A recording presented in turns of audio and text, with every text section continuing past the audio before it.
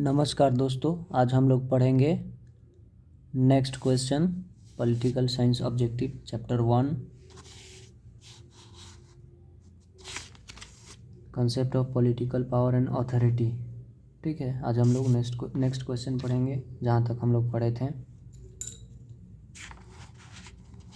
हम लोग यहाँ तक पढ़े थे व्यवहारवाद का अप्रोच क्या होता है, पॉलिटिकल इमर्ज कब हुआ था। इसको फिर से पढ़ते हैं। When the behavioral approach emerged as a political approach, कब behavioral मतलब व्यवहारवाद अप्रोच को पॉलिटिकल अप्रोच बनाया गया। After the second world war, ये सेकेंड वर्ल्ड वार कब हुआ था? 1939 से लेके 45 तक, मतलब 1945 तक।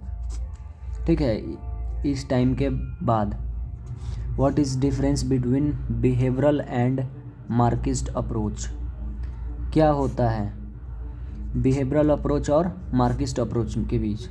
Behavioural approach exist with the class maintain society and Marxist approach believe classless society. इसमें जो होता है ना, ये जो मार्क्सिस्ट अप्रोच था, मार्क्सिस्ट जो थियोरी था, ये मानता था कि जो सोसाइटी हो, ठीक है, एकदम क्लासलेस हो। कहने का मतलब है कि पूरा पावर छीन लो, ठीक है, सबको इक्वल बना दो। और जो होता है व्यवहारवाद अप्रोच था, वो क्लास मेंटेन करना था। इसका मतलब था कि क्लास को मेंटेन करे, सोसाइटी को मेंटेन करके रखें। ठीक है। Who wrote Das Kapital, Das Kapital किनकी रचना थी?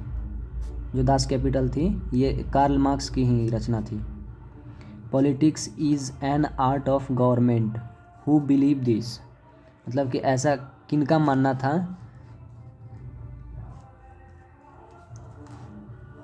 ऐसा किनका मानना था कि जो पॉलिटिक्स होता है ये गवर्नमेंट का एक आर्ट होता है। ये आपका था एंड्रयू हेवुड का मानना था, एंड्रयू हेवुड। नेक्स्ट पढ़ेंगे व्हाट इज़ अथॉरिटी। अथॉरिटी क्या होती है? अथॉरिटी होती है एक लेजिटिमेट पावर होती है। ठीक है, legitimate power is called authority.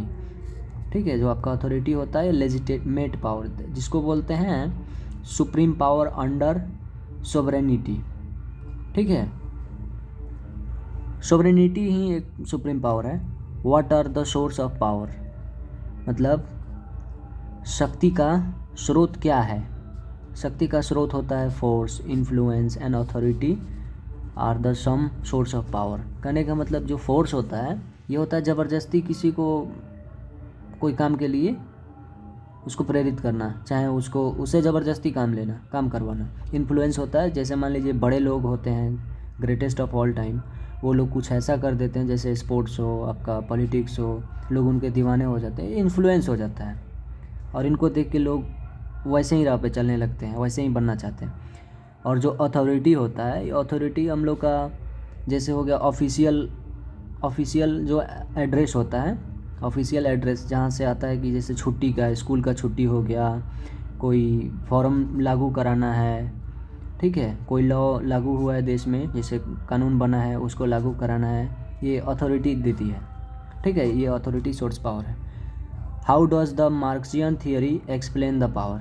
जो मार्क्सियन थियोरी था, मार्क्सवाद का जो थियोरी था, वो शक्ति को कैसे दर्शाता है। The Marxian theory explain the power through the class division of the society. ये जो मार्क्स का, सीधा सिंपल भाषा में, मार्क्स का जो थियोरी था, वो शक्ति का जो बंटवारा दिखा रहा था, जो क्लास डिवीजन के तौर पे था, माने कि उच्च वर्ग और निम्न वर्ग। उनका मानना था कि ये जो डिवीज़न है, ये जो पावर है, ये एक ख़त्म कर दो, दोनों सोसाइटी की एक कर दो। ठीक है, और जो पावर होता है ना, वो हमेशा बड़े लोगों के हित में ही रहता है, ऐसा इनका मानना था। ठीक है। What are the ideal type of authorities. जो अथॉरिटी होती है, उनके क्या आइडियल उदाहरण होते हैं, या आइडियल प्रकार क्या होते हैं। The ideal type of authorities are traditional authority. ये जो अथॉरिटी का जो प्रकार होता है, ये ट्रेडिशनल अथॉरिटी होता है, मतलब कि परंपरागत होता है।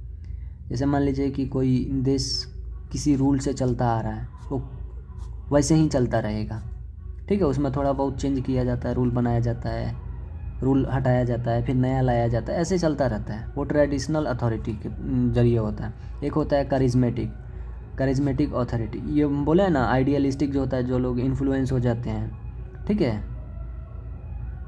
ये सोर्स ऑफ पावर जिसमें इन्फ्लुएंस बोले थे, इसी के तहत जैसे ही होता है ये करिज्मेटिक, इसी के करिश्माई रूप को देख के आदमी अच्छा काम करने लगता है, सीखने लगता है, बढ़ने लगता है आगे।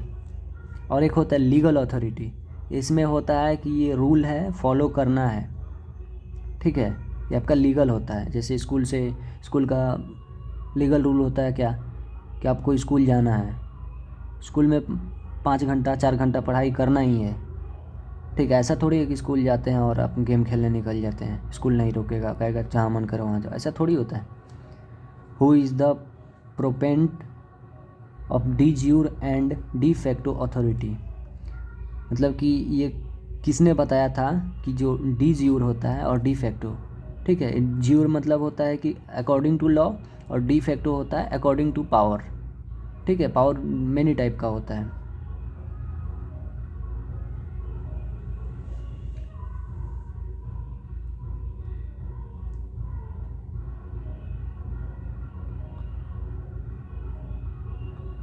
ठीक है, who is the proponent of de jure and de facto authority, R S Peter is the proponent of de jure and de facto authority. जो आर एस पीटर जो था, ये डी ज्यूर और डी फैक्टो के अथॉरिटी के बारे में बताया था।